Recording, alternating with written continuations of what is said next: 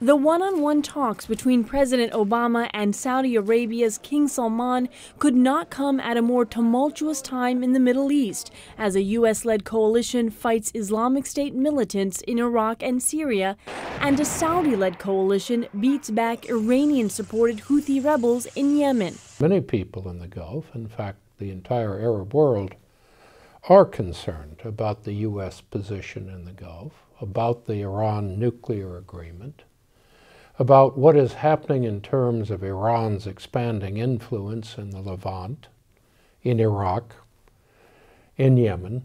Center for Strategic and International Studies security analyst Anthony Cordesman says while Friday's meeting at the White House will likely not produce a dramatic shift in policy, the dialogue will be critical to building Saudi confidence, particularly in the recently negotiated Iran nuclear agreement.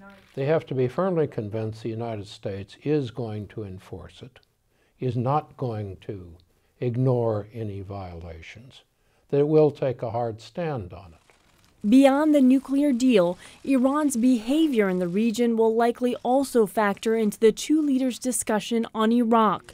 Former U.S. Ambassador Francis Ricciardoni, now with the Atlantic Council, says Saudi Arabia has a stake in seeing its northern neighbor stabilized. I should think the discussion between President Obama and King Salman on Iraq will be very interesting as to what each side can do to support Prime Minister Abadi in holding that country together and strengthening its independence from hegemonistic influence.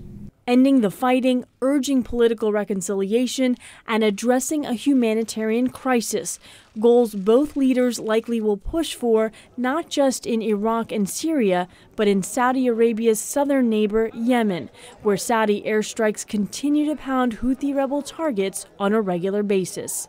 Aru Pande, VOA News, the White House.